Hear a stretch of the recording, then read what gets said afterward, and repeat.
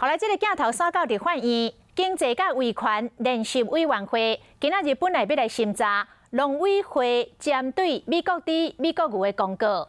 也毋过，农委会主委陈吉仲就台报告无甲1分钟，就互国民党的总调林维洲甲立委杨庆英做伙甲赶落发言台。 国民党总调林维洲举头一看，发现讲农委会主委陈吉仲伫台顶咧报告。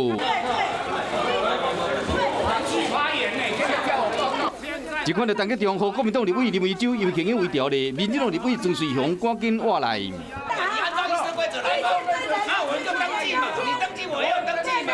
那现在主席要求的报告嘛，那你要要求主席，不是要求主委吗？我都他不能先讲话啊。 原是因为要审查农委会这份修正公告，一行受体素是国内禁止，也过牛甲猪伫国外使用莱克多巴胺不在规范的范围。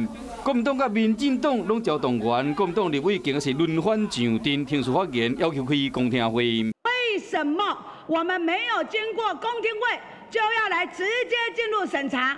我觉得异于常态。 不知所措。大家刚刚讲要开公听会，这个也不是不行，过去也有惯例可循。审查之后依照党团协商，大家决议要开公听会，也可以再持续的进行。尾手各党团冷静来了，经过协商决定先开公听会，再进行审查。